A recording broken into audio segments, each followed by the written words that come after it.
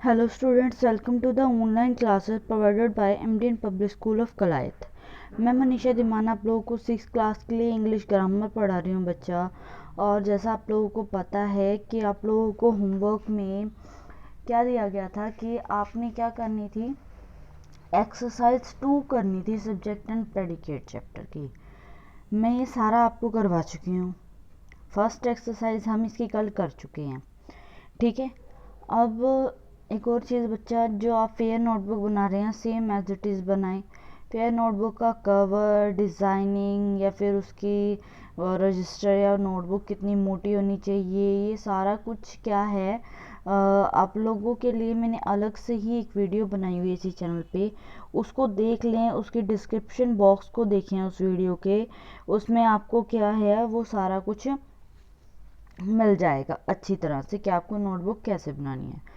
दूसरी चीज़ बच्चा, अगर किसी को कोई चीज़ नहीं समझ आ रही है कमेंट बॉक्स में कमेंट करें आप, मैं आपको आंसर करूँगी, चाहे वो कुछ भी है जो आपको समझ नहीं आ रहा। नेक्स्ट थिंग इज़ दैट, अगर किसी को सीरीज़ वाइज जो बच्चों को बहुत प्रॉब्लम हो रही है वो क्या है कि आपको लेक्चर नहीं मिल रहे हैं बच्चा सीरीज़ वाइज, तो इसलिए जो मेरे लेक्चर हैं वो आपको सीरीज़ वाइज मिल जाएंगे। वो कैसे मिलेंगे, मैं अपने हर लेक्चर में लास्ट लेक्चर जो होता है उसका लिंक देती हूँ। जैसे अभी ये लेक्चर आप सुन रहे हो तो पिछले वाले लेक्चर का जो लिंक है वो इसके डिस्क्रिप्शन बॉक्स में मिलेगा आपको। सेम इसी तरह से मेरी सारी पिछली वीडियो में लिंक दिए हुए हैं मैंने डिस्क्रिप्शन बॉक्स में। आप डिस्क्रिप्शन बॉक्स में जाकर उन लिंक पर क्लिक कर कर बैक टू बैक जाकर सारे टॉपिक जो है ईजिली अवेलेबल आपको हो जाएंगे वो। उसके बाद बच्चा, आप लोगों की जो चैप्टर है ये सब्जेक्ट एंड प्रेडिकेट, मैं इसकी सारी चीज़ आपको बता चुकी हूँ। ये क्वेश्चन मैं आपको डिस्कस करा चुकी हूँ। आई होप कि बच्चों आप लोगों को मेरी वीडियो के अंदर कोई वर्ड जो हैं वो ब्लर नज़र नहीं आते होंगे, ठीक है।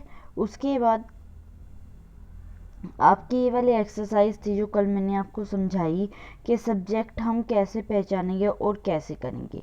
और आप लोगों को मैंने होमवर्क में दी थी एक्सरसाइज नंबर 2। एक्सरसाइज नंबर 2 क्या थी कि आपने क्या करना था, एक आपको प्रेडिकेट दिया है, सिर्फ क्या दिया है, प्रेडिकेट। उस प्रेडिकेट के आगे आपको क्या ऐड करना है, आपको सब्जेक्ट ऐड करना है।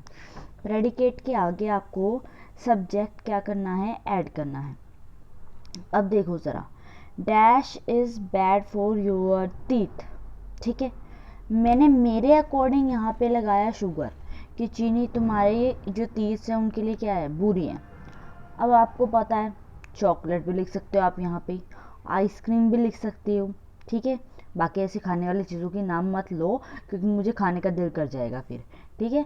तो हम क्या कर सकते हैं, इसके अंदर शुगर लिख सकते हैं या फिर आइसक्रीम, चॉकलेट, यमी यमी चीज़ें, जो भी स्वीट चीज़ें हैं जिनसे क्या होता है हमारे जो टीथ होते हैं वो ख़राब होते हैं, तो वो आप सब्जेक्ट यहाँ पे कुछ भी ऐड कर सकते हो। ये सिर्फ मैं आपको समझाने के लिए दिया, आपकी मर्जी है कुछ भी ऐड करो, ठीक है। नेक्स्ट है dash is a faithful animal. सबको पता है फेथफुल एनिमल कौन सा होता है भाई, डॉग होता है। कौन सा होता है, डॉग। फेथफुल यानी वफादार, तो यानी सबसे वफादार एनिमल कौन है, डॉग है। कौन है, डॉग। अब डॉग क्या है, सबसे वफादार। अब मेरे अकॉर्डिंग तो डॉग है, लेकिन कई लोग क्या करते हैं, गाय पालते हैं, उनके अकॉर्डिंग गाय होगी क्योंकि गाय उन्हें मिल्क भी देती है, वो उसको बहुत प्यार भी करते होंगे। बट मेरे अकॉर्डिंग सब्जेक्ट जो था वो आगे लगाकर यही बनता था कि dog is a faithful animal, ठीक है। नेक्स्ट है डैश वास singing on the stage. Dash was singing on the stage, गाना गा रहा था स्टेज पर। कौन गा रहा था, ही गा रहा था, शी गा रही थी, राम गा रहा था, मीना गा रही थी, दे गा रहे थे। बाय द वे यहाँ पे दे हो नहीं सकता, क्योंकि अगर दे होता ना तो हमारी जो वाज है, वाज जो हमारी हेल्पिंग वर्ब है वो क्या है, वो सिंगुलर है, वो प्लूरल होती। फिर अगर दे होता तो प्लूरल होती, यानी वाज की जगह वर होता, दे वर सिंगिंग।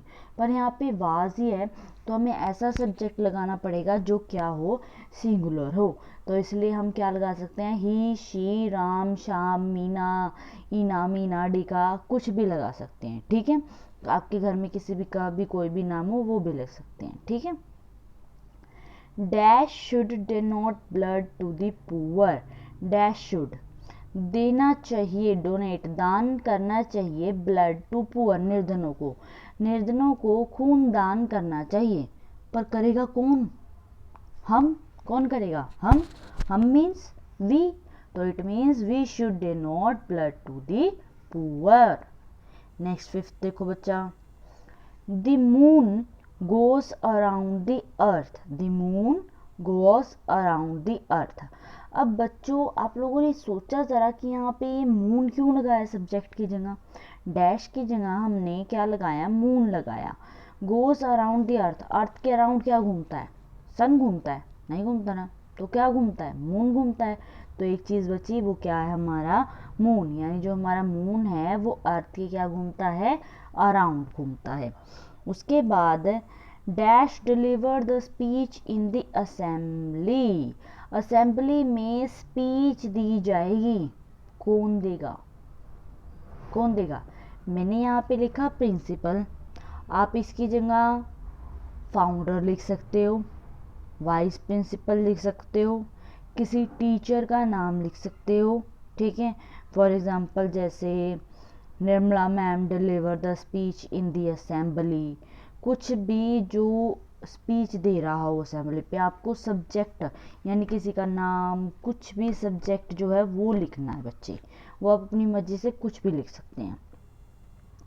7 देखो, dash on the table are mine. Dash जो टेबल पर है वह मेरा है। टेबल पर क्या है, पेन भी है, वास भी है, बुक है, नोटबुक है, वाटर का गिलास है, मोबाइल फोन है, कुछ भी हो सकता है। मैंने बुक्स लिखा, आप कुछ भी लिख सकते हो। ठीक है, the books on the table are my, यानी वो जो किताबें हैं टेबल पर रखी हैं वो किसकी हैं, माई, मेरी हैं। Dash is capital of India. Capital क्या है इंडिया की, ये तो आप सभी आंख बंद करके बता दोगे, पूछने की तो ज़रूरत ही नहीं है, इंटेलिजेंट बच्चे हैं बहुत। इंडिया की कैपिटल क्या है, दिल्ली। तो Delhi is capital of India. Dash was the first president of India. कौन थे भाई फर्स्ट प्रेसिडेंट इंडिया के, डॉक्टर राम प्रसाद। कौन थे, डॉक्टर राम प्रसाद। ये कुछ जैसे ये 8th वाला है, 9th वाला, ये कुछ ऐसे सब्जेक्ट है बच्चे जो इन्हीं लाइनों के लिए बने हैं। ठीक है, अब इनको चेंज नहीं कर सकते। ठीक है ना।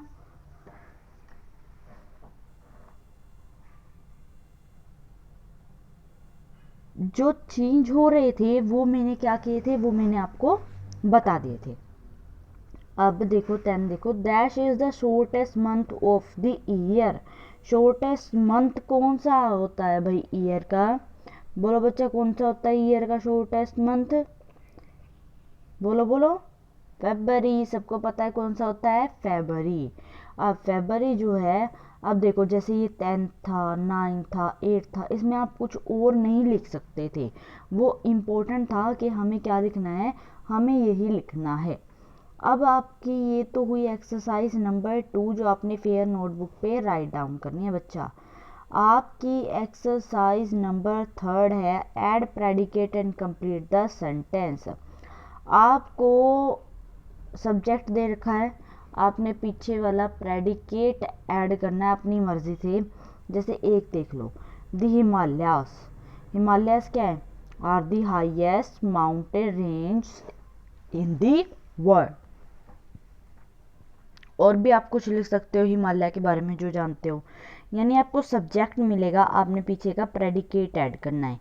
ये एक्सरसाइज अपनी फेयर नोटबुक पे करोगे अच्छी तरह से, और आपकी फेयर नोटबुक इसी सीरीज में मेंटेन होनी चाहिए। जो फर्स्ट चैप्टर है पहले उसके 4 डेफिनेशंस, क्वेश्चन आंसर, फिर उसकी जो क्या है सारी की सारी क्या है 1 to 6 एक्सरसाइज।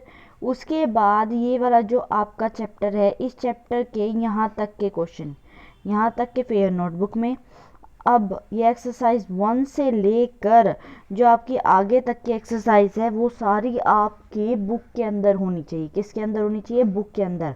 ये फेयर नोटबुक पे नहीं लिखोगे, बुक के अंदर लिखोगे आप, क्योंकि बुक के अंदर ये वर्क बुक है, बुक के अंदर करोगे आप।